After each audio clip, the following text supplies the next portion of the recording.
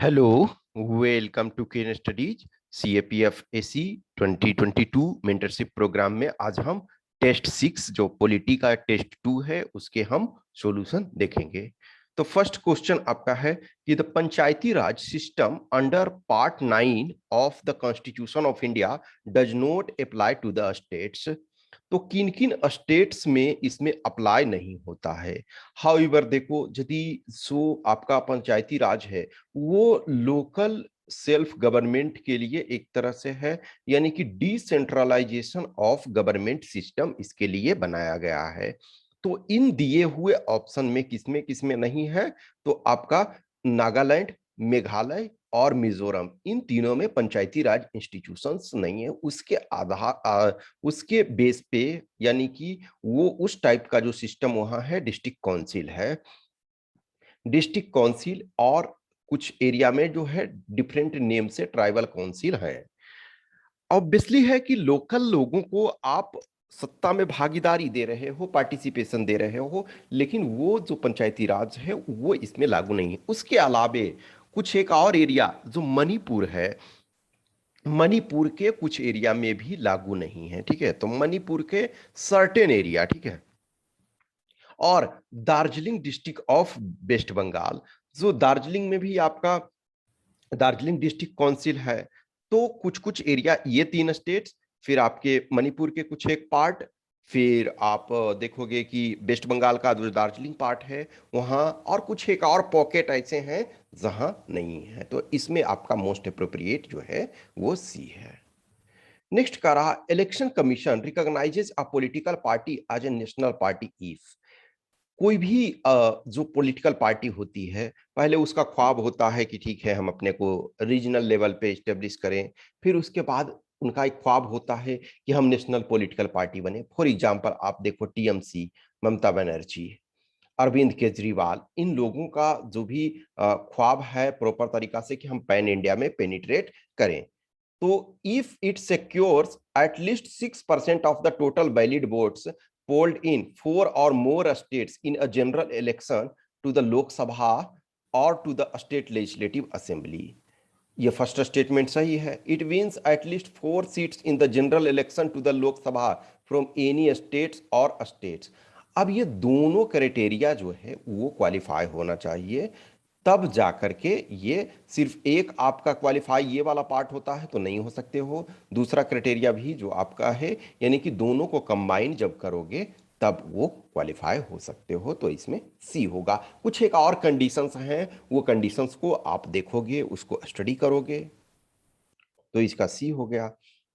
Next है कि amendment procedure has been provided in article 368 of the constitution of India. Yes, ये बिल्कुल सही है। इनफैक्ट देखोगे इनिशियली इस पर जो कॉन्स्टिट्यूएंट जो आपका पार्लियामेंट है उसके कॉन्स्टिट्यूशन के अमेंडमेंट के पावर पे बहुत बार डिबेट हुआ, डिस्कशन हुआ।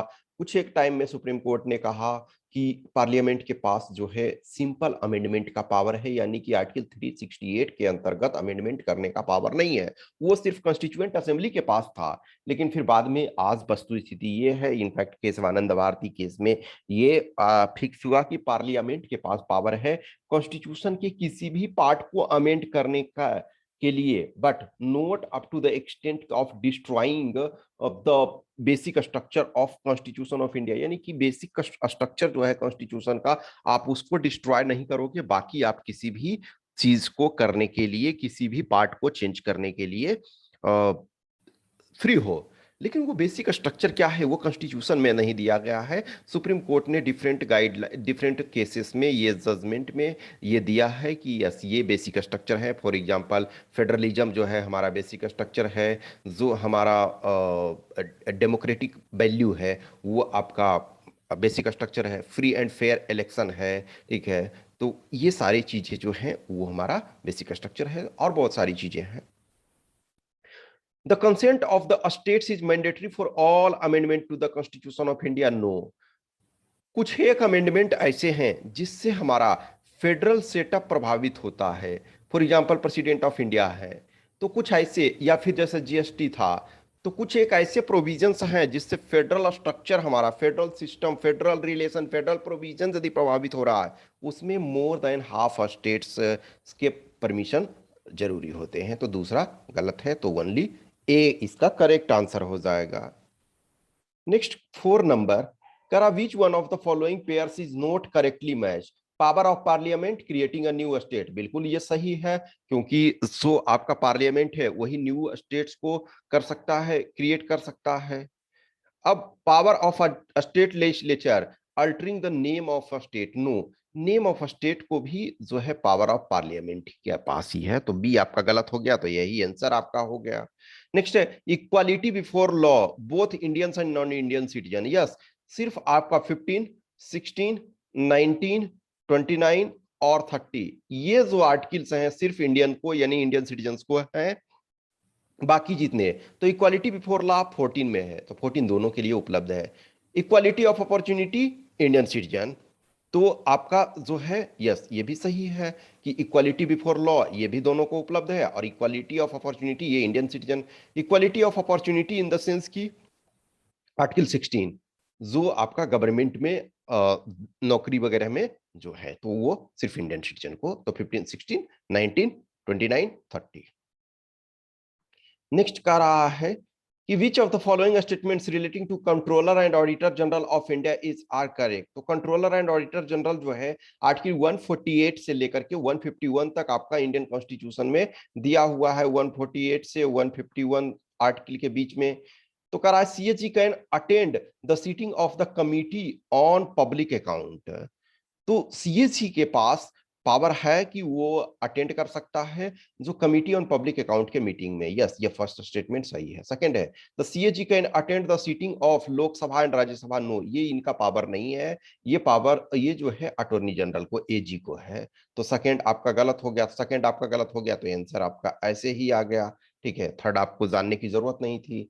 अब the jurisdiction of CAG is coextensive with powers of the union government, ये गलत स्टेटमेंट इस वजह से है कि in some area for example state government के ऑडिट्स को भी ये कर सकता है ऑडिटर जनरल सीएजी जो, तो वहां डायरेक्ट जो है सेंट्रल यूनियन गवर्नमेंट का पावर नहीं है। इनफैक्ट जो हमारे कॉन्स्टिट्यूशन में है सेंट्रल गवर्नमेंट अलग है और स्टेट गवर्नमेंट अलग है। Yes there are some emergency provision, there are some constitutional provision in different way, but दोनों स्टेट डिफरेंट है, दोनों अपनी स्टेट डिफरेंट है और सेंटर डिफरेंट है। तो जो सीएजी हैं उनके पावर कोई एक्सटेंसिव नहीं है यूनियन गवर्नमेंट के, सम प्लेसेस पे मोर है, सम प्लेसेस पे लेस है, वो डिपेंडिंग ऑन। ठीक है, तो ये आपका 3 भी गलत हो गया, तो ओनली 1 सही है, तो ए, क्योंकि 2 गलत हो गया तो आपका आंसर ही इसमें से बन गया, यही आपको ध्यान रखना है। नेक्स्ट कह रहा है कि which of the following statements relating to the election as the president of India is are correct, यानी इलेक्शन ऑफ द प्रेसिडेंट कह सकते हो, of the president of India is are correct. तो कह रहा a person above the age of 35 years is eligible for election as the president of India, ये सही है। 35 इयर्स आपका मिनिमम एज चाहिए, इसका मतलब ये नहीं है कि 35 इयर्स के ऊपर जो है वो सब एलिजिबल हैं, मींस ये one of the eligibility criteria है, उसके बाद भी और देखा जाएगा। The president of India is eligible for री election for more than 1 term, ये सही है। डॉक्टर राजेंद्र प्रसाद आपके 2 टर्म्स के लिए हुए। सर्वपल्ली राधाकृष्णन ने ट्राई किया लेकिन सक्सेस नहीं हो पाए। एपीजे अब्दुल कलाम को भी सिचुएशन ऐसा लगा था लेकिन फिर सक्सेस नहीं हो पाया, लेकिन राजेंद्र प्रसाद सक्सेसफुली रहे। A person is not eligible for election as the president of India if the person holds an office of profit, yes ये भी सही है। हाँ, अब ऑफिस ऑफ प्रॉफिट्स को कौन सा एग्जेम्प्ट होता है, जैसे प्रेसिडेंट को ऑलरेडी है तो देखा जाए तो वो पैसे तो कमा रहे हैं लेकिन उनको वो ऑफिस जो है ऑफिस ऑफ प्रॉफिट के अंदर नहीं आता। वाइस प्रेसिडेंट कोई जो है आपके कैबिनेट मिनिस्टर हैं या फिर उस ढंग के गवर्नर कोई हैं तो इनको एग्जेम्पशन में लाया गया है। ठीक है, तो सी इसका करेक्ट आंसर हो जाएगा। नेक्स्ट आपका है अ मेंबर ऑफ पार्लियामेंट जो करा कि consider the following statements about the constitution of India. A member of parliament enjoy freedom of speech in the parliament as a parliamentary privilege protected by constitution of India. Yes, बिल्कुल सही है, क्योंकि जब तक आप उनको प्रोटेक्ट नहीं करोगे कि फ्रीडम ऑफ स्पीच का, तब तो वो कुछ बोल नहीं पाएंगे। कुछ भी बोलेंगे, अब उनको जेल में बंद कर दोगे उसके आधार पे, तो वो ये है। अब ऐसा नहीं है कि वो प्रेसिडेंट ऑफ इंडिया को गाली गलौज करने लगेंगे और प्रधानमंत्री को गाली गलौज करने लगेंगे कि हम देख लेंगे, ये ऐसा नहीं है। बट जो है आपका, आपके पास फ्रीडम है। The constitution has vested the power to amend the constitution in the parliament. यह सही है, जो कॉन्स्टिट्यूशन ने पार्लियामेंट को अमेंड करने का पावर जो है वो पार्लियामेंट को दिया है। लेकिन हाँ, कुछ ऐसे प्रोविजन है जिसमें कि वो स्टेट का कंसेंट जरूरी है, लेकिन स्टेट कॉन्स्टिट्यूशन को अमेंड नहीं करेंगे, उनका कंसेंट कुछ केस में जरूरत है। ठीक है, तो सी इसका करेक्ट आंसर हो जाएगा। नेक्स्ट करा, मनी बिल के संबंध में कौन सा सही है? तो अ bill shall be deemed to be a money bill only if it provides for imposition of fine or penalty। Fine और पेनाल्टी से इससे कोई मतलब नहीं है। ठीक है, अब B a money bill shall be introduced in the Rajya Sabha, no, Lok Sabha.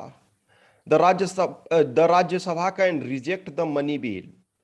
तो राज्यसभा के पास मनी बिल को रिजेक्ट करने का अधिकार नहीं है। वो कुछ सजेशंस दे सकती है, कुछ अमेंड कर सकती है, लेकिन लोकसभा माने ना माने उससे उसको कोई मतलब ही नहीं है। ठीक है, the speaker of the Lok Sabha finally decides if it is a money bill should any dispute about it arise. यानी यस, ये सही है कि कोई भी डिस्प्यूट यदि होता है तो जो लोकसभा के स्पीकर हैं उनका अथॉरिटी फाइनल होता है।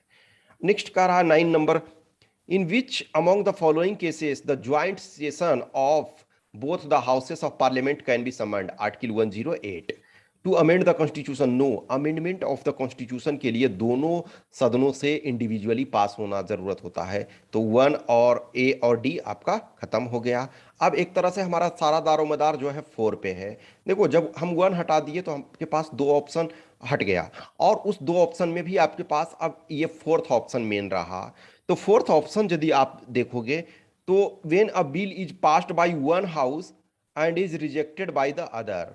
यस, ये भी आपका सही स्टेटमेंट है। हाँ, आप बोलोगे कि constitutional amendment, no, constitutional amendment को ऑलरेडी इससे हटा दोगे, तो ये पार्ट में यदि प्रॉब्लम हो रहा है कॉन्स्टिट्यूशनल अमेंडमेंट के कारण, तो ये तो हम पहले ही हटा चुके हैं। लेकिन ये भी स्टेटमेंट सही है। और तो इसका मतलब आंसर तो अब हम पहुंच गए। अब हम बी और सी को भी, 2 और 3 को भी देख लेते हैं। When a bill has been pending with one house for more than 6 months after it was passed by the other।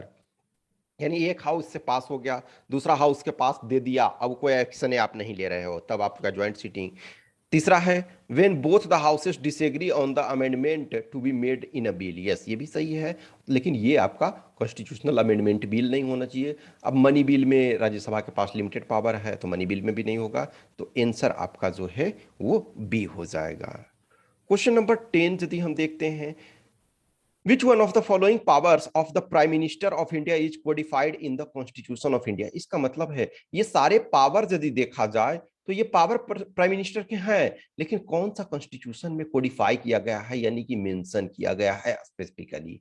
करा the power of advising the president as regards to appointment of other ministers. ठीक है, तो ये ही power जो है ये specifically mention है कि प्रेसिडेंट हर प्राइम मिनिस्टर की भी नियुक्ति करते हैं और हर मिनिस्टर की भी नियुक्ति करते हैं। लेकिन प्रेसिडेंट जो है अपनी मर्जी से नहीं ना किसी को नियुक्त कर देंगे, प्राइम मिनिस्टर जिनको बोलेंगे उसी को नियुक्त करेंगे, ये इनके पास पावर होता है। इसी वजह से जो कोई भी मिनिस्टर यदि प्राइम मिनिस्टर से यानी कि काउंसिल ऑफ मिनिस्टर से डिसएग्री होता है, तो प्राइम मिनिस्टर उसको कहते हैं कि आप रेजिग्नेशन दे दीजिए। यदि वो रेजिग्नेशन नहीं देते हैं तो प्रेसिडेंट को कहते हैं कि जैसे आपने उसको नियुक्त किया था उसको हटा करके फेंकिए, तो वो प्रेसिडेंट डिसमिस कर सकते हैं। तो ये फर्स्ट आपका सही है। अब दूसरा, the power to allocate business amongst the minister. ये प्राइम मिनिस्टर का ड्यूटी है, और प्राइम मिनिस्टर ही ये करते हैं कि जैसे आप देखोगे कि जुलाई में 2021 में लास्ट कैबिनेट रिसफल हुआ, मींस काउंसिल ऑफ मिनिस्टर का रिसफल हुआ, तो उसमें से कुछ मंत्री को निकाल कर दिया गया, जैसे रविशंकर प्रसाद हैं, बाबुल सुप्रियो हैं, बहुत लोगों को निकाला गया। अब निकाला गया तो बाबुल सुप्रियो ने पार्टी ये बोल दी कि हम टीएमसी ज्वाइन कर रहे हैं, और रविशंकर प्रसाद जी को और कुछ कुछ मंत्री को जैसे डॉक्टर हर्षवर्धन को निकाला गया। तो ये जो है ये मेंशन नहीं है कि किसको क्या पावर अलोकेट किया जाएगा। ये पावर प्राइम मिनिस्टर को है कि पोर्टफोलियो वो अपने अनुसार ये पावर किसको कितना देना है, ये उनका अधिकार है। अब power to summon the meeting of the cabinet, ये भी प्राइम मिनिस्टर ही करते हैं, लेकिन ये स्पेसिफिक कॉन्स्टिट्यूशन में आपका कोडिफाई नहीं है, ठीक है। नेक्स्ट है the power to transfer a minister from one department to other, ये भी प्राइम मिनिस्टर करते हैं, लेकिन ये स्पेसिफिक मेंशन ये सब कॉन्स्टिट्यूशन में संहिताबद्ध नहीं है, ठीक है। तो ए इसका करेक्ट आंसर होगा। नेक्स्ट है करा parliament can legislate on the subject in the state list. Seventh schedule यदि हम इंडियन कॉन्स्टिट्यूशन को देखते हैं तो 3 लिस्ट है, यूनियन लिस्ट, स्टेट लिस्ट और कंकरेंट लिस्ट, यूएससी। अब इसमें से क्या है कि यूनियन लिस्ट में state special jurisdiction union government का है, ये आपका स्टेट लिस्ट में स्टेट गवर्नमेंट का, कंकरेंट लिस्ट में दोनों बना सकते हैं। लेकिन यदि स्टेट लिस्ट में किस कंडीशन में पार्लियामेंट जो है बना सकती है, तो president issue an order authorizing it to do so, no. Supreme court give authority, no. Rajya Sabha passes a resolution by 2/3 of its member present and voting, declaring its expedient to legislate on a state matter in the national interest. Yes, ये सी आपका सही है। Next है bye fulfilling which of the following condition can a political party claim the status of a national party। तो देखो ये question एक आपका उसमें ऑप्शन डिफरेंट था, इसमें डिफरेंट ऑप्शन है। तो ये देखो ये आपका फर्स्ट स्टेटमेंट सही है, वहां वाले के अनुसार भी देखोगे। दूसरा है if it wins at least 4 seats in the house of the people from any state or states or wins at least 2% seats in the house of the people, that is 11 seats in the existing house having 543 members and these members are elected from at least 3 different states, ठीक है। तो या तो ये में है और या फिर ये कंडीशंस में कुछ है, तो ये भी तो फर्स्ट और सेकंड हो गया। अब देखो थर्ड वाले में तो फर्स्ट और सेकंड है तो हमारा ये आंसर खत्म हो गया, 2 ऑप्शन। अब देखो आइदर हम 3 पर हमारा दारोमदार, the party in question has got recognition as a state party in at least 2 states. ये एटलीस्ट 2 स्टेट्स नहीं, ये आपका एटलीस्ट आपके 4 स्टेट्स में होने चाहिए, ठीक है। तो ये तीसरा गलत हो गया। चौथा है, चौथा ऑलरेडी आपका कंसिडरेशन में नहीं है, it must have its headquarter in New Delhi, no. तो ये ओनली 1 एंड 2, इसमें सी आपका करेक्ट आंसर हो जाएगा। Next question 13 B.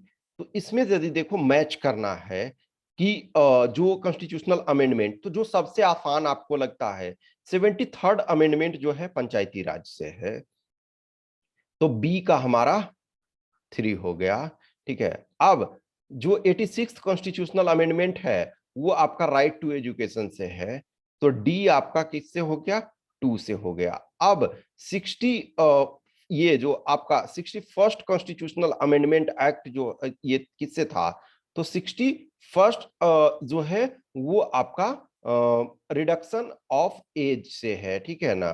और जो बच गया आपका तो ये डिस्क्वालिफिकेशन, तो ये आपका कि कौन सा आंसर हो गया, ठीक है। तो आंसर आपका ये इसमें देखो बी का हमारा 3 है, ठीक है ना। बी जो है उसका 3 है और डी का 2 है, तो ये आपका और ए का आपका ये 4 हो गया और डी का आपका 2, तो बी आंसर इसका करेक्ट आंसर हो गया, ठीक है। नेक्स्ट 14 है which one of the following is not a subject that has been developed to the Panchayati Raj institutions by the 11th schedule of the constitution। तो non conventional energy sources, yes सही है। गैर पारंपरिक ऊर्जा संसाधन in the sense की बहुत सारे जो एनर्जी रिसोर्सेस हैं उसको हार्नेस करना। रोड्स, अब रोड्स का मतलब ये नहीं है नेशनल हाईवे नहीं, मींस ग्रामीण रोड, ठीक है ना, गांव का road. Higher education, higher education either state government or आपका central government. Library, yes library भी बना सकता है, तो ये जो है सी इसके जुरिस्डिक्शन में नहीं है, तो इसका सी आंसर हो जाएगा। नेक्स्ट है the cabinet mission plan for India envisaged है, तो कैबिनेट मिशन जो है वो आपका फेडरेशन का कंसेप्ट देता है कि फेडरेशन बनना है। एक जो होगा मान के चलो कि एक यूनियन गवर्नमेंट होगी और डिफरेंट फेडरेशन बनेगा। कॉन्फेडरेशन जो है ये यूएस में ये आपका आता है। Unitary form of government, no. Union of states, union of states हमने जब इंडिया इंडिपेंडेंट हुआ तब हमने बनाया, जो कैबिनेट मिशन प्लान में फेडरेशन का कंसेप्ट था। नेक्स्ट आपका कह रहा है 16 number, which of the statements given below is are correct? The speaker immediately vacates his or her office whenever a state legislative assembly is dissolved. No, speaker जो है वो लास्ट पर्सन होते हैं अपने सीट को वैकेट करने वाले। वो जब नेक्स्ट जो लेजिस्लेटिव असेंबली बनता है उसके फर्स्ट मीटिंग से जस्ट पहले ये उसको वो अपना रेजिग्नेशन वैकेट सीट करते हैं। तो पहला गलत हो गया। दूसरा है, तो no member of a state legislative assembly shall be liable to any proceeding in any court in respect of anything said or any vote given by him or his in legislature। ये सही है। ये पहले question हम देख चुके थे central parliament के केस में, और ये पॉइंट जो है स्टेट लेजिस्लेचर के केस में है। तो वहां भी सही था, यहां भी ये सही है, तो हमारा आंसर बी हो जाएगा। ठीक है। नेक्स्ट क्वेश्चन है, the creation of the institution of Lokpal was first recommended by. तो फर्स्ट किसके द्वारा रिकमेंड किया गया था? Administrative reform commission. दो एडमिनिस्ट्रेटिव रिफॉर्म कमीशन बनाया गया, एक 1960 के ड्यूरेशन में और एक आपका 2008 के आसपास। ठीक है, 2008 में ये रिपोर्ट जो है अपना देना स्टार्ट कर चुकी थी। मींस एम वीरप्पा मोइली जी इसके थे। तो दो हमारा जो है 1960 के ड्यूरेशन में और एक 2000 के बाद, यानी कि यूपीए गवर्नमेंट आई उसके बाद। ठीक है, तो डी इसका करेक्ट आंसर है। तो पहली बार 1960s के बाद ही ये कोशिश किया गया था। Next, president of India can issue proclamation of emergency on the advice of prime minister? No. On the advice of council of minister? ठीक है, ये अभी हम देख लेते हैं। इन हिज ऑन डिस्क्रिप्शन, ये तो नहीं होगा। When the decision of the Union Cabinet for the issue of such proclamation has been communicated to him in writing? Yes, ये आपका जो है 1978 में 44th कॉन्स्टिट्यूशनल अमेंडमेंट में एक्ट में किया गया। जो 1975 में इमरजेंसी लगाया गया था, प्राइम मिनिस्टर ने बोल दिया, ऐसे ही लगा दिया। लेकिन अब किया गया कि भाई रिटेन कैबिनेट का होना चाहिए, क्योंकि तब कैबिनेट मिनिस्टर्स बहुत सारे थे, उनको बाद में पता चला अच्छा ऐसा हो गया है, हमको तो पता ही नहीं। लेकिन अब है भाई, ये कैबिनेट जो है उसका रिटेन परमिशन होगा तब लगाया जाएगा। ठीक है। नेक्स्ट है, the state reorganization commission SRC in 1953 was consisted of. तो ये आपका स्टेट का बाइफर्केशन करने के लिए, इन स्टेट का रीऑर्गेनाइज करने के लिए किया गया था। तो इसमें थे कौन कौन आपके हैं? Justice Fazal Ali, Hridaynath Kunzru and K M Panikkar, ये 3 मेंबरान्स थे। तो इसके सी है। नेक्स्ट है, which of the following provision of the constitution of India have a bearing on education? Education में कौन है? तो देखो, directive principle of state policy, yes सही है। एजुकेशन देखो अब आज के डेट में जो है वो आपका फंडामेंटल राइट में आ गया है, लेकिन अभी भी आपके डीपीएसपी में कुछ प्रोविजंस हैं। Rural and urban local body, yes सही है। 5th शेड्यूल सही है, 6th शेड्यूल सही है, 7th शेड्यूल में तो खैर स्पेसिफिकली मेंशन ही है।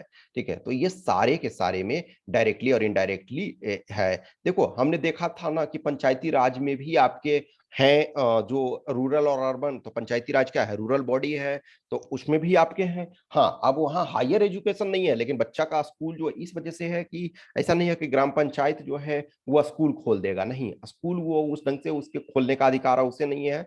इनफैक्ट वो क्या करेगा कि देखेगा कि एजुकेशन सही से चल रहा है या नहीं। जो कमिटी बनेगा स्कूल कमिटी, उस स्कूल कमिटी में वो मेंबर होंगे। ठीक है, तो इसमें डी हो जाएगा।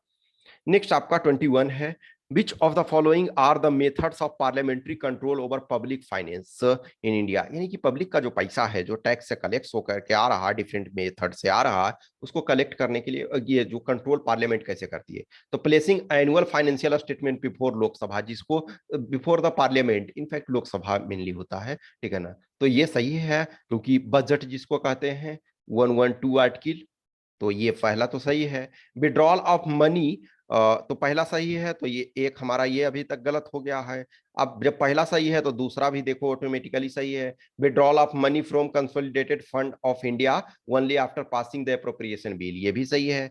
Provision of supplementary grant and vote on account, ये भी आपका 3 सही है। A periodic or at least mid year review of program of the government against macro economic forecast and expenditure by the parliamentary budget office, ये देखो, इसमें आप कुछ कर नहीं सकते हो क्योंकि बजट तो ऑलरेडी आपने पास कर दिया। अब जब बजट पास कर दिया तो मिड रिव्यू करो, एक रिव्यू करो या 50 रिव्यू करो, आप इसमें कुछ कर नहीं सकते हो। जो प्रोविजन मिल चुका है तो सेंट्रल गवर्नमेंट वो अपना पैसा खर्च करेगी, तो ये फोर्थ आपका नहीं होगा।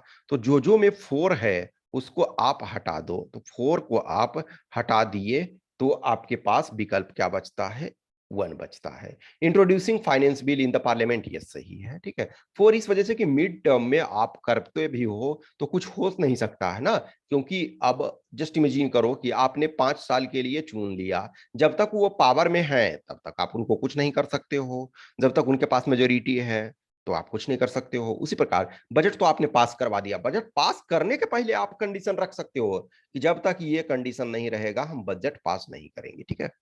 नेक्स्ट आपका है, with reference to the delimitation commission consider the following statement. Delimitation जो परिसीमन होता है वो बीच बीच में किया जाता है ताकि जो पॉपुलेशन हमारा चेंज हुआ है, पॉपुलेशन डायनामिक्स चेंज हुआ है, बहुत सारी चीजों को चलते हम एडजस्टमेंट करते हैं। तो कह रहा कि the order of the delimitation commission can not be challenged in a court of law, बिल्कुल सही है। When the orders of the delimitation commission are laid before the Lok Sabha और state legislative assembly they can not effect any modification in the order. ये दोनों के दोनों सही statement है, तो इसका आंसर सी हो जाएगा, ठीक है। नेक्स्ट आपका है, इन 1967 which language was added to the list of major recognized Indian language by a constitutional amendment? तो ये आपका इसमें से कौन था, तो ये सिंधी को किया गया था। तो ये फैक्चुअल इंफॉर्मेशन है। ओरिजिनली आपके कॉन्स्टिट्यूशन में 14 रखे गए थे, फिर आपके 4 ऐड किए गए, फिर 4 ऐड किए गए, तो अभी टोटल जो है सॉरी 22 लैंग्वेज है 8th शेड्यूल में। नेक्स्ट आपका है, regarding the office of Lok Sabha speaker consider the following statement. He और she holds the office during the pleasure of the president. No, pleasure of the president से कोई मतलब नहीं है, वो उसमें मेजोरिटी मेंबरांस जो चाहेंगे वो बनाएंगे। तो पहला स्टेटमेंट आपका जिसमें भी पहला है वो उसको आप हटा दिए, तो अब आपके पास दो ही विकल्प बचता है। दूसरा अपने आप में गलत ही है क्योंकि दूसरा विकल्प में ही नहीं है। करा ही और सी need not be a member of the house at the time of his or her election but has to become a member of the house within 6 months from the date। no, ये आपका minister के लिए है, तो ये दूसरा तो गलत ही है। if he or she intends to resign the letter of his or her resignation has to be addressed to the deputy speaker, ये आपका स्टेटमेंट सही है, तो बी इसका करेक्ट आंसर हो जाएगा, ठीक है। नेक्स्ट आपका है,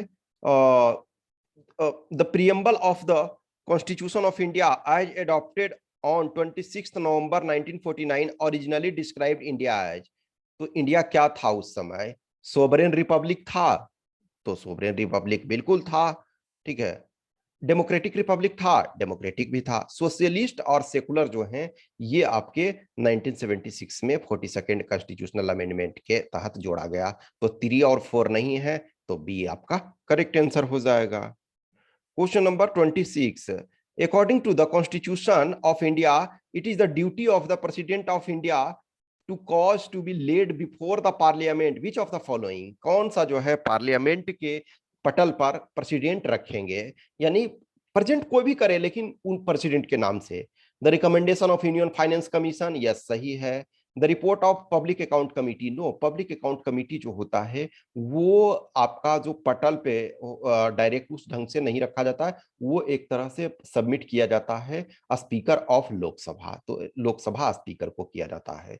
तो 2 जो आपका है इसमें नहीं होगा, तो 2 किसमें नहीं है, तो देखो पहले यदि 2 वाला जो है उसको हटा दो। अब अभी तक हमारे पास अब 2 विकल्प है, तो तीसरा और चौथा में एक के बारे में भी आप कुछ प्रॉपर कर सकते हो, तो आपका आंसर बन जाएगा the report of the controller and auditor general. ये आपका यस बिल्कुल सही है, ये शामिल होगा। The report of the national commission for schedule caste, ये भी सही है, तो ये प्रेसिडेंट के नाम से ये किया जाएगा, ठीक है। तो सी इसका करेक्ट आंसर है। नेक्स्ट कह रहा which of the following statements in respect to union of India is are correct. तो यूनियन ऑफ इंडिया के संबंध में कह रहा कि कौन सा सही है। The union of India is more like the Canadian federation than American. In fact first statement आपका जो है वो सही है। फर्स्ट स्टेटमेंट सही इस वजह से है कि हम कनेडियन सिस्टम को मोर फॉलो करते हैं। स्टेट के पास लिबर्टी तो है लेकिन उतनी लिबर्टी नहीं है जितनी अमेरिका के पास है। कनाडा में स्ट्रॉन्ग सेंटर है तो हमने स्ट्रॉन्ग सेंटर को रखा, तो फर्स्ट स्टेटमेंट सही है। तो आपका अभी एक ऑप्शन एलिमिनेट हुआ। Residuary power are vested with union, yes ये भी सही है, तो 2 भी सही हो गया, तो ये आपका गलत हो गया। अब है states of the union of India have constitutional right to secede, नहीं ये आपका अधिकार नहीं है, तो बी। आप चाहेंगे तो कल के डेट में गुजरात चाहेगा तो अलग राज्य बन सकता नहीं, मणिपुर चाहेगा बन सकता नहीं, ये पावर हमने नहीं दिया, तो इसका बी आंसर हो जाएगा। Next, who among the following warned his colleagues that the constituent assembly was British made and was working the British plan as the British would like it to be worked out? Direct NCERT से है verbatim, तो ये सोमनाथ लाहिरी ऐसे member थे, तो ये इसका ए हो गया। नेक्स्ट है consider the following statement, union territories are not represented in the Rajya Sabha, ये गलत है, दिल्ली और पुडुचेरी है, और फिर जे एंड के भी हो जाएगा। It is within the preview of the chief election commissioner to adjudicate election dispute, तो ये जो आपका कहता है कि ये इलेक्शन डिस्प्यूट को एडजुडिकेट करने का अधिकार इसको है नहीं, कोर्ट में है। According to the constitution of India the parliament consist of Lok Sabha and the Rajya Sabha only, no, and president also, ठीक है, प्रेसिडेंट ऑल्सो, तो 3 के तीनों गलत हो गया, तो डी होगा, none of the above. Next कह रहा है which of the following statements about the territory of India is are correct, तो टेरिटरी ऑफ इंडिया के संबंध में, it comprises of the territory of a state, सही है। It comprises the union territory, सही है। इट में इंक्लूड अदर एक्वायर्ड टेरिटरी, ये भी सही है कि हम भविष्य में किसी पर अटैक कर दें और उसका जमीन को कब्जा कर लें, ऐसा हम करेंगे नहीं, लेकिन ऐसा हो सकता है कि कोई हमारे ऊपर ही अटैक करे और हम उसके जमीन को कब्जा करके एक्वायर कर लें, तो ऐसा हो सकता है, तो डी इसका करेक्ट आंसर हो जाएगा, ठीक है। नेक्स्ट आपका है question number 31, which one of the following statements with regard to directive principle of state policy is not correct, करा कि जो directive principle of state policy है वो उसके संबंध में कौन सा सही नहीं है, तो they are not enforceable in a court of law, तो डायरेक्टिव प्रिंसिपल जो है वो कोर्ट ऑफ लॉ में इन्फोर्सिएबल नहीं है, ये आपका सही है, ये स्टेटमेंट सही है। करा नोट यहाँ है, ठीक है ना, नोट करेक्ट, तो they can override all the fundamental right, नहीं, तो हमारा आंसर तो ये आंसर जो है कि ये आ गया कि यही आपका करेक्ट नहीं है, लेकिन हम ये भी देख लेते हैं, तो they can relate to social and economic justice है, ये सही है। They can be related to giving free legal aid, ये भी सही है, तो बी आपका सही नहीं है, तो बी ही आंसर हो जाएगा। नेक्स्ट है national green tribunal act 2010 was enacted in consonance with which of the following provisions of the Constitution of India, national green tribunal जो है एक्ट 2010 है, वो किस प्रोविजन कॉन्स्टिट्यूशन के द्वारा एक्ट किया गया था, इनएक्ट किया गया था, तो right to healthy environment constitute as part of right to life under article 21, yes ये फर्स्ट स्टेटमेंट आपका सही है। अब सेकेंड स्टेटमेंट हम देखते हैं, provision of grants for raising the level of administration in the scheduled area for the welfare of scheduled tribe, ये provision नहीं है। the power and function of ग्राम सभा as mentioned, नो ये भी नहीं है, तो ओनली 1 हो जाएगा। नेक्स्ट आपका है which of the following is are correct in relation to the panchayat, panchayat के संबंध में कौन सा सही है। ओनली द पार्लियामेंट में endow panchayat with power and authority, no ये स्टेट गवर्नमेंट स्टेट लेजिस्लेचर ये करेगा, तो फर्स्ट स्टेटमेंट आपका गलत हो गया, फर्स्ट स्टेटमेंट गलत हो गया, तो ये आपका 2 ऑप्शन एलिमिनेट हो गया। अब पूरा दारोमदार हमारा ऑप्शन 2 पे है, state may devolve powers to panchayat in preparation of plans for economic development and social justice, तो यस ये आपका सही है कि स्टेट जितना चाहे पावर दे सकता है। अब जितना चाहे पावर देने का मतलब नहीं है हर पावर, क्योंकि पावर कोई भी डिवोल्व अपनी मर्जी से नहीं करना चाहता है, देयर आर सम कंपल्सन, ठीक है ना। तो सेकेंड स्टेटमेंट सही है, तो इसका मतलब हमारा आंसर सी हो गया। नेक्स्ट है state may devolve powers to panchayat in implementation of schemes for economic development and social justice, ये भी आपका सही है, 3 आपका सही है। नेक्स्ट आपका 34, Which of the following statements according to the Constitution of India are correct? करा equality before the law is available to the citizens of India only, ये हम पहले भी एक क्वेश्चन में देख चुके हैं कि ये सही नहीं है, क्योंकि जो सिर्फ 15, 16, 19, 20, 19, 29, 30 यही है जो सिर्फ सिटीजन को, तो ये इक्वालिटी 14 में है, तो ये दोनों को, तो ये पहला आपका गलत हो गया, तो पहला गलत हो गया, तो दो ऑप्शन आपका एलिमिनेट हो गया। नेक्स्ट है equality of opportunity in the matter of public employment is available to citizens of India only, सही है, ये आपका सही है। नेक्स्ट है right to freedom of speech and expression is available to all persons, no, ये article 19 के अंतर्गत आता है, तो ये उपलब्ध सबको नहीं है, तो ओनली बी हो जाएगा, बी हो जाएगा 2 ओनली। नेक्स्ट है with reference to finance commission of India which of the following statements is correct, तो कौन सा स्टेटमेंट इसमें करेक्ट है? करा it encourages the inflow of foreign capital for infrastructure, ये फाइनेंस कमीशन का काम नहीं है।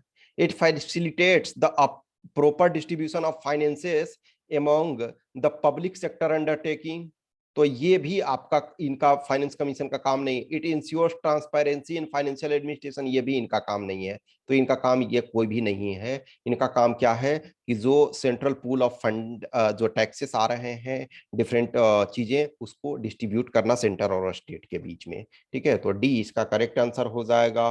Next 36, what is the difference between boat on account and interim budget?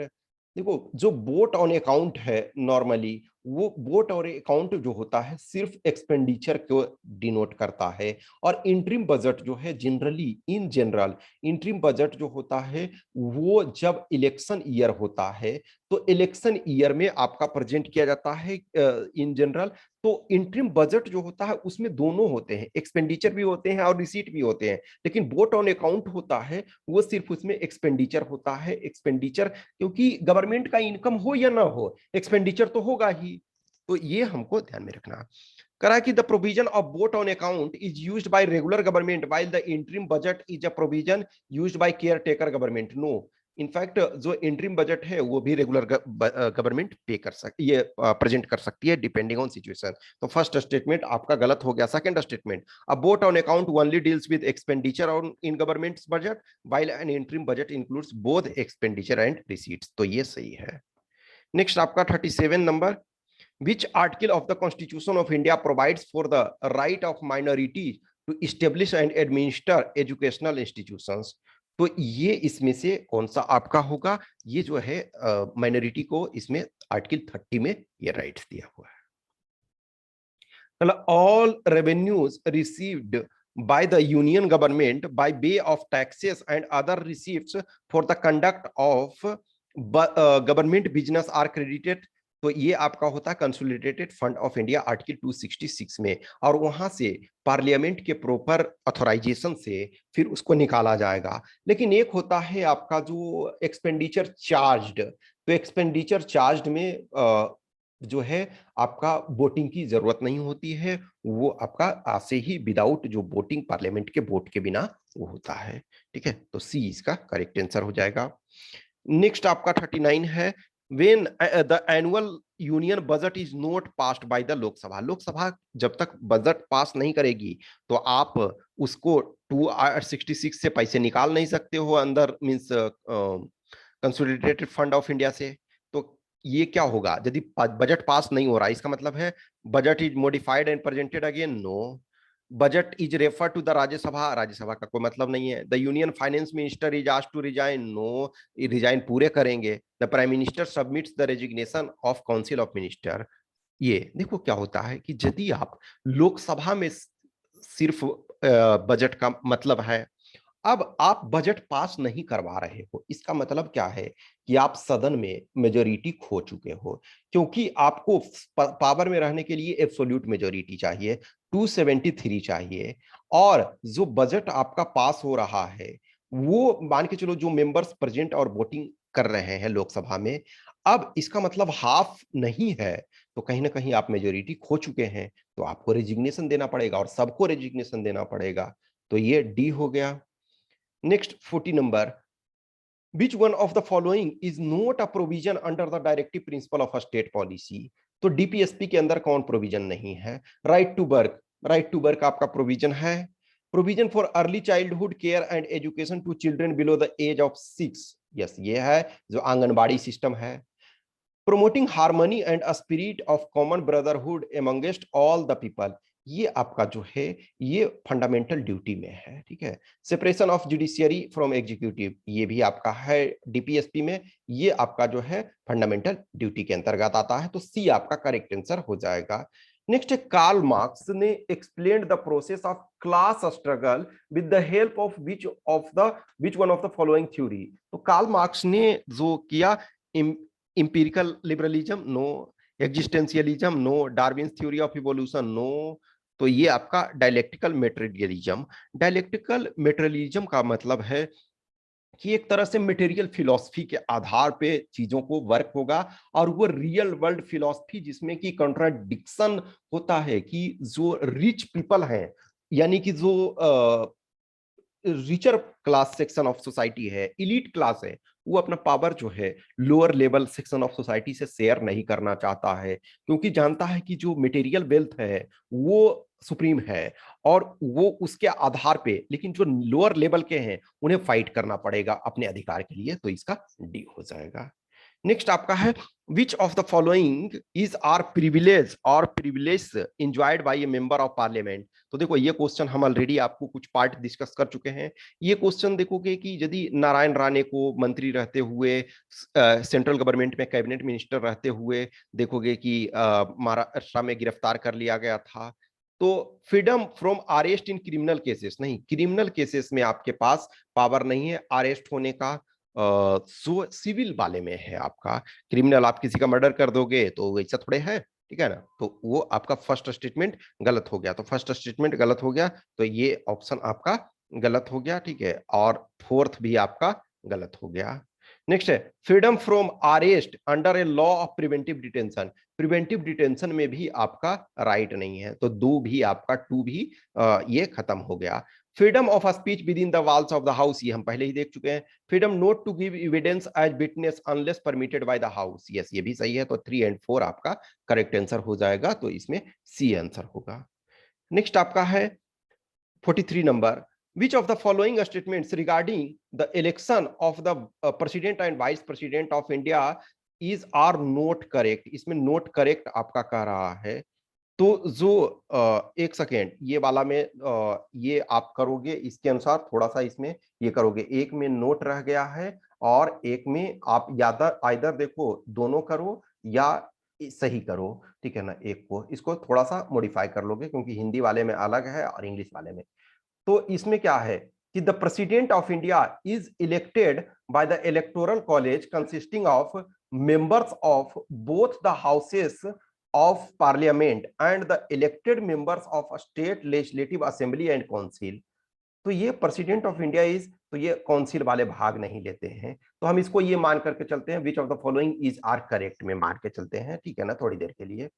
तो यदि हम ये करते हैं तो पहला स्टेटमेंट आपका गलत हो गया। दूसरा statement the vice president of India is elected by N electoral college consisting of the member of the both houses of parliament, yes ये सही है। तो स्टेटमेंट बी आपका जो है 43 हम ये करते हैं तो बी सही है। यदि हम करेक्ट करते हैं, नोट करेक्ट करेंगे तो 1 सही हो जाएगा, तो आप नोट को हटा दो, करेक्ट में ये कर लो तो आपका बी सही होगा आंसर, ये डिपेंडिंग ऑन, ठीक है ना। नेक्स्ट आपका जो है 44 number, which one of the following articles of the Constitution of India is related to the address of the president at the commencement of the first session of parliament each year। जब every year जो होता है budget session होता है, start होता है या फिर पार्लियामेंट फर्स्ट टाइम कॉन्स्टिट्यूट होता है, तो उसमें जो प्रेसिडेंट है ज्वाइंट सेशन को संबोधित करते हैं, उसे जो प्रेसिडेंट ऑफ इंडिया का जो संबोधन होता है उसको पास होना ये होता है, ठीक है। तो ये आर्टिकल जो है आपका 87 के अंतर्गत आता है। नेक्स्ट कह रहा है 45 number, which of the following are the basic feature of the constitution 73rd amendment act. तो basic feature 73rd amendment act के तहत कौन सा है कॉन्स्टिट्यूशन में? Provision for 3 tier structure of panchayat in the village, intermediary and district level. तो ठीक है, अब इसको यदि देखते हैं कि जो आपका provision of 3 tier structure of panchayat, तो पंचायत को, आपको पंचायत लेवल को एक तरह से बाद के केसेस में उसको ये कर दिया गया है कि आपके पास जो है वो प्रोविजंस होने चाहिए। ये अब देखो, जब केशवानंद भारती के टाइम में केस में ये आपका बेसिक स्ट्रक्चर का पार्ट नहीं था, लेकिन बाद में इसको जो सुप्रीम कोर्ट ने अपने जजमेंट में इस चीज को ये कर दिया। तो ये आपका सही। अब ये बोलोगे कि इसका मतलब क्या है कि हर लेवल पे आपका होना चाहिए? नहीं, हमने ऑलरेडी फर्स्ट क्वेश्चन में देखा कि कुछ कुछ एक स्टेट में जो है वो आपका पंचायत का प्रोविजन नहीं है, इन द सेंस कि ये इस लेवल का स्ट्रक्चर होना चाहिए, तो वो हर एरिया में वो नहीं है, तो उसके लिए एक्सेप्शन वो प्रोवाइड किया गया है कि वो एक्सेप्शन उसमें जो आपका डिस्ट्रिक्ट काउंसिल या फिर ट्राइबल काउंसिल ये सब है। ठीक है, तो फर्स्ट स्टेटमेंट उस अनुसार से सही है। अदरवाइज देखो, फर्स्ट क्वेश्चन को बेस लेकर के चलोगे तो आप इसको गलत कर दोगे। लेकिन हम फिर और आगे ऑप्शन को देखते हैं। Reservation of seats for scheduled caste and scheduled tribes and women, ठीक है, in all the tyres of panchayat. Yes, ये भी आपका सही है कि ये आपको शेड्यूल कास्ट, शेड्यूल ट्राइब्स को ये करोगे। Election to panchayat under the supervision of the state election commission. Yes, election of panchayat under the supervision of state election commission. ठीक है, नेक्स्ट है introduction of the 11th schedule of the constitution. ये सही है। अब ये जो कह रहा है कि बेसिक फीचर्स ऑफ कॉन्स्टिट्यूशन इस एक्ट के तहत, जो 73 अमेंडमेंट एक्ट के तहत है, इसके तहत ये बेसिक कर रहा है। एक जो ओरिजिनल बेसिक स्ट्रक्चर कॉन्स्टिट्यूशन का है वो डिफरेंट प्रोविजन है। अब जस्ट इमेजिन करो, इसको है, इसमें लो, इसमें आपको डाउट होगा, इसमें डाउट होगा भी, इसमें भी, कि जो हम यदि देखते हैं कि शेड्यूल्ड कास्ट और शेड्यूल्ड ट्राइब किसी दिन मान के चलो कि प्रॉपर डेवलप हो गए, तो हो सकता है शेड्यूल्ड कास्ट और शेड्यूल्ड ट्राइब के रिजर्वेशन को हम हटा सकते हैं। लेकिन जब तक वो कंडीशन नहीं आता है, तो ये आपके जो 73rd अमेंडमेंट एक्ट के तहत जो है वो आपका बेसिक स्ट्रक्चर है।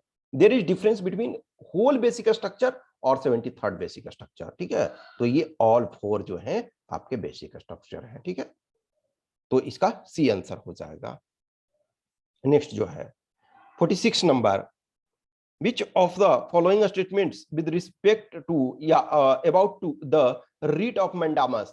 तो आपके जो 5 डिफरेंट रीट्स होते हैं उस रीट्स के बारे में आपको जानना चाहिए। तो mandamus lies against the government. Yes, ये फर्स्ट स्टेटमेंट सही है कि ये गवर्नमेंट के अगेंस्ट होता है। Mandamus lies against inferior court and tribunal, इसके अगेंस्ट भी होगा। Mandamus lies against individual in cases where public duty is imposed on them. तो ये तीन के तीनों स्टेटमेंट सही है, तो इसका ए करेक्ट आंसर हो जाएगा।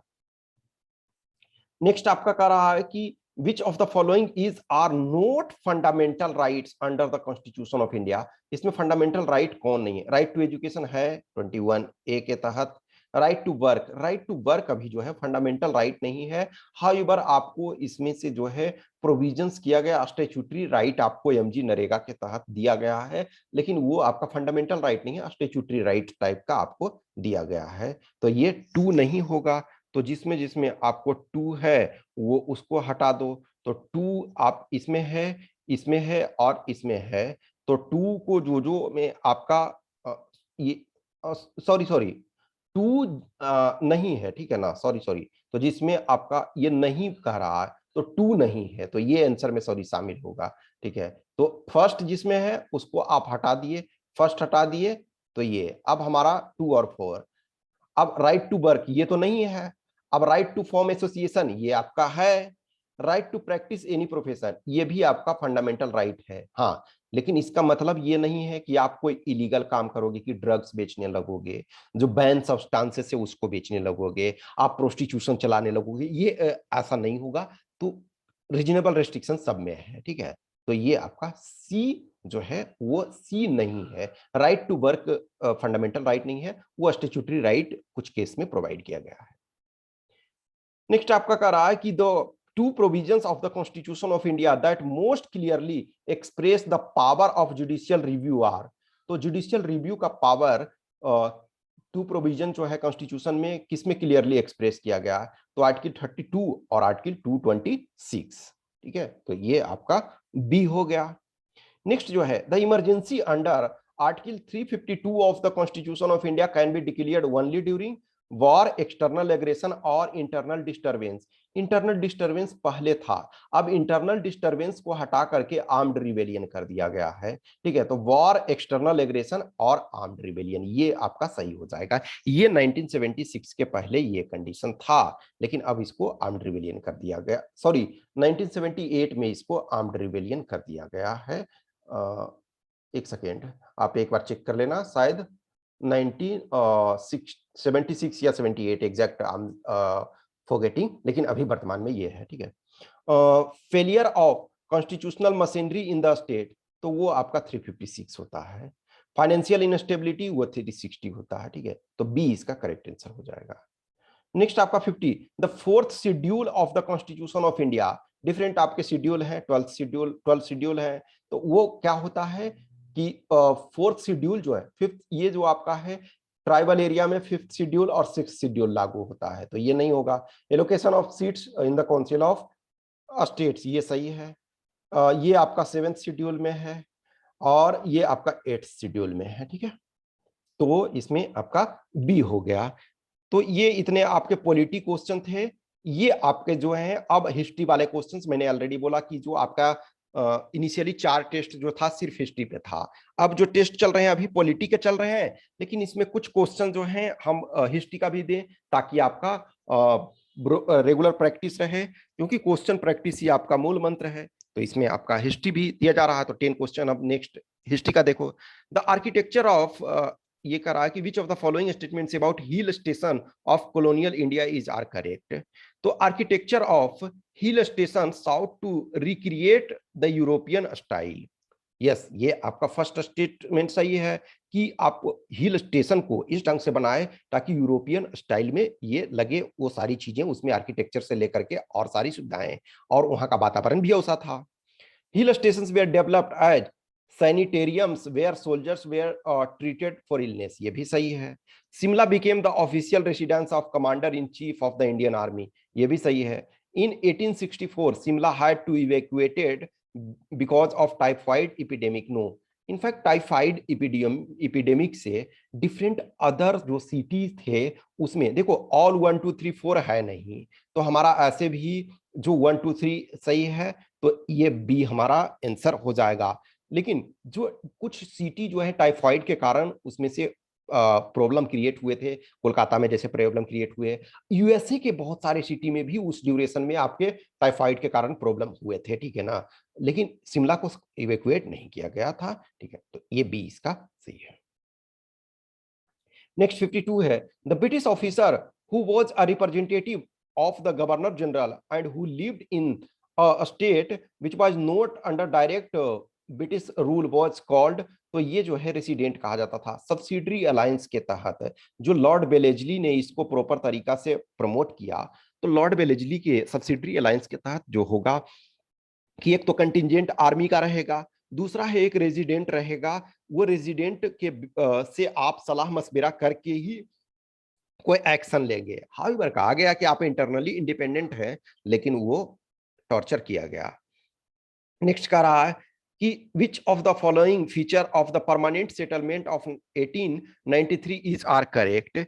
तो permanent settlement vested land ownership right to peasant, no, ये पीजेंट को राइट नहीं दिया गया जो आपका परमानेंट सेटलमेंट के तहत था। इनफैक्ट जो लैंड एक तरह से लीज के तौर पे जमींदार को दिया गया था, ठीक है। तो फर्स्ट स्टेटमेंट आपका गलत हो गया, तो फर्स्ट स्टेटमेंट गलत है, तो इसका मतलब है कि दो आपका ये आंसर आपका गलत है, ठीक है ना।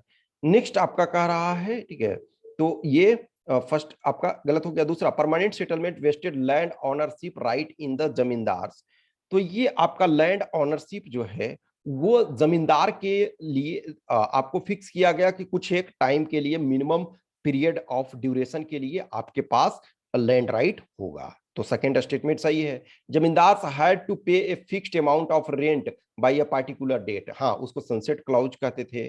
तो ये राइट्स उनके पास था। तो फर्स्ट और सेकंड स्टेटमेंट, ये सेकंड और थर्ड स्टेटमेंट सही है, तो आंसर हमारा बन गया। अब फोर्थ देखते हैं। जमींदार benefited hugely from the permanent settlement while the peasant suffered. In fact दोनों को कुछ ना कुछ जगह पे सफर करना पड़ा। जमींदार यदि ह्यूजली बेनिफिट होते तो आपने एनसीईआरटी में देखा कि मॉडर्न इंडिया वाला फर्स्ट चैप्टर यानी कि चैप्टर नंबर 10 में जो एनसीईआरटी का था, जमींदार को भी जमींदारी रेगुलर रूप से सेल करना पड़ रहा था, उसकी नीलामी सॉरी हो रही थी। क्यों? क्योंकि वो टाइमली पे नहीं कर पाते थे, उतना उनको प्रॉफिटेबल नहीं रहा बहुत ड्यूरेशन में। कुछ एक जमींदार थे वो बेनिफिट उनको रियली में मिला और कुछ टाइम में मिला, लेकिन कुछ टाइम में उनको बहुत नुकसान भी उठाना पड़ा। तो इसका बी मोस्ट अप्रोप्रिएट, फोर्थ आपका गलत हो गया। नेक्स्ट है आपका consider the following statements about the travellers who visited India. तो जो ट्रैवलर्स इंडिया विजिट किए, जो आपका chapter number fifth chapter number जो एनसीईआरटी वाला था, तो इसमें ये मिल जाएंगे। Abdul Razzaq Samarqandi from Herat visited Delhi and Daulatabad. तो देखो जो फर्स्ट स्टेटमेंट क्या है, अब्दुल रजाक जो थे समरकंदी, वो उसने दिल्ली एंड दौलताबाद नहीं, वो विजयनगर एम्पायर और उस रीजन में विजिट किया। तो फर्स्ट स्टेटमेंट सही है। वो मेनली आपका कोझिकोड यानी कि जो आपका ये कालीकट कह सकते हैं, तो उस एरिया में विजयनगर एम्पायर कोझिकोड ये एरिया में उसने ये विजिट किया। तो ये दिल्ली और दौलताबाद नहीं किया। तो फर्स्ट स्टेटमेंट आपका गलत हो गया। फर्स्ट स्टेटमेंट गलत हो गया तो आपको आंसर मिल गया। नेक्स्ट है Ibn Battuta provides detail accounts of both Delhi and Daulatabad. Yes ये सही है। According to Francois Bernier there was no private property in land in Mughal India. Yes ये जो उसके अनुसार, जो फ्रांसवा बर्नियर के अनुसार, जो फ्रेंच डॉक्टर थे, वो बोला कि सारा जो लैंड एक तरह से है वो ब्रिटिश सॉरी ये मुगल के अंदर है, जो मुगल एरिया है। तो ये इसका आपका आंसर डी हो गया। Next 55 question. While opposing the Public Safety Bill 1928, who among the following said that it was a direct attack on Indian nationalism, on the Indian National Congress and as the slavery of India Bill number 1? तो ये इसको मोतीलाल नेहरू जी ने कहा। लाला लाजपत राय जी का उसके पहले ही लाठी charge में जो आपका साइमन कमीशन वाला में था, उसमें उनका डेथ हो चुका था। तो लाला लाजपत राय जी ये नहीं होंगे। टी प्रकाशम आंध्रा के लीडर थे, दीवान चमन लाल, और ये मेनली मोतीलाल नेहरू उस समय के प्रोमिनेंट लीडर थे, तो इन्होंने इस चीज को कहा था। नेक्स्ट आपका जो है 56 number, consider the following statements about the early modern technology in India. The Portuguese brought European movable metal type in Goa in 1550. Yes ये जो आपका प्रिंटिंग प्रेस वाला था, जो प्रिंटिंग प्रेस जो मेटल टाइप्स, ठीक है ना, तो ये जो पहले हमारे पास पुर्तगाली लेकर के आए। तो फर्स्ट स्टेटमेंट आपका सही है। सेकेंड फर्स्ट स्टेटमेंट सही है तो आपका दो ऑप्शन एलिमिनेट हो गया। The first Indian script of which types were prepared was Tamil. ये स्टेटमेंट भी आपका सही है। English companies first experiment with printing press was at Calcutta. नहीं, ये कलकत्ता नहीं, ये सूरत हुआ था। ये भीमजी परक के ने, जो भीमजी परक आपका रिक्वेस्ट ऑफ भीमजी परक के पर लाया गया, फिर बाद में धीरे धीरे तो ये कलकत्ता की जगह सूरत होगा। तो तीसरा गलत है और ये आपका फोर्थ सही है। तो 1 2 एंड 4 हो जाएगा, डी आंसर सही हो जाएगा। नेक्स्ट 57 नंबर है ईवी रामास्वामी नायकर, इसको इनको जो पेरियार भी कहते थे। तो एसोसिएटेड रिफॉर्मिंग ब्राह्मणिज्म को रिफॉर्म करने का नहीं, ये ब्राह्मणिज्म को क्रिटिसाइज करते थे कि ब्राह्मण जो है बहुत शोषण दलितों का कर रहे हैं। तो फर्स्ट स्टेटमेंट नहीं होगा। सेल्फ रिस्पेक्ट मूवमेंट, यह सही है कि दलितों के पास सेल्फ रिस्पेक्ट है। लो कास्ट मूवमेंट, यह सही है, कम्युनिस्ट मूवमेंट से जुड़े हुए नहीं थे। तो 1 जैसे ही गलत हुआ तो आपका आंसर मिल गया। ठीक है, तो 2 एंड 3 डी इसका करेक्ट आंसर है। नेक्स्ट आपका है which one among the following sects was associated with Gosala, ठीक है, मस्करी पुत्र। तो गोसाल मस्करी पुत्र किससे थे? वज्रायना बुद्धिज्म नहीं, आजीविका से ये बिलोंग करते थे। तो ये आपका बी हो गया आंसर इसका। नेक्स्ट है Gandhi ji Harijan campaign sought to attack caste system as a whole, no, caste system को उन्होंने विरोध तो किया लेकिन फूल रूप से नहीं, वो वर्णाश्रम व्यवस्था को लागू रखना चाहते थे।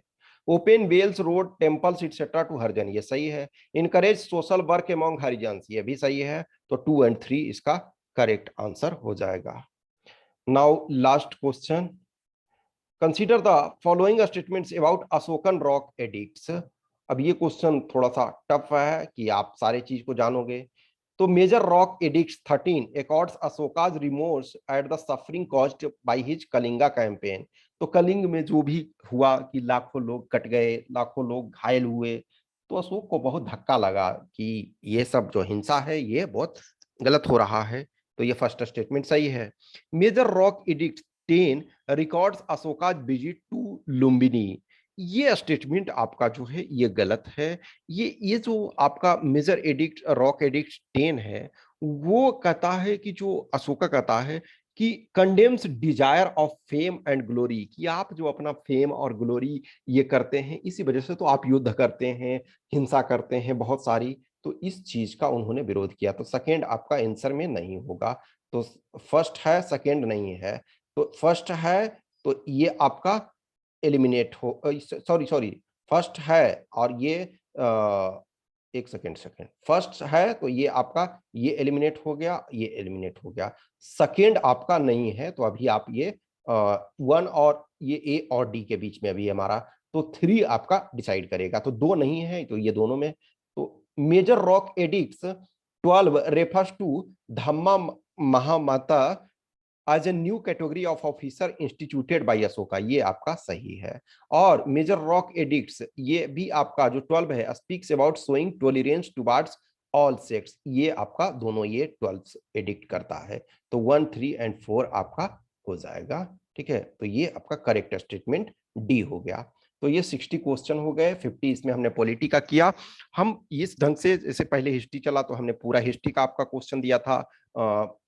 3 टेस्ट आपका चला unit wise, ancient, medieval, modern. फिर 4th टेस्ट में हमने फुल 100 टेस्ट क्वेश्चन दिया था, उसमें पूरा हिस्ट्री। फिर देखो 5th टेस्ट में हमने आपको 50 पॉलिटी का और फिर 10 हिस्ट्री का, ऐसे ही आपका चलेगा। अब 8th टेस्ट जो होगा उसमें पॉलिटी और का ऑलमोस्ट मिक्स टाइप का रहेगा, ये प्रॉपर, ठीक है ना। तो उस ढंग से आप चलते जाओगे। फिर नेक्स्ट सब्जेक्ट जब हम स्टार्ट करेंगे तो कुछ कुछ क्वेश्चन आपके जो हिस्ट्री और पॉलिटी हो चुके हैं उस ढंग से, ताकि हर सब्जेक्ट से आप मोर और लेस टच में रहो, और यही आपका जो है फाइनल बेनिफिट करेगा। Okay, thank you.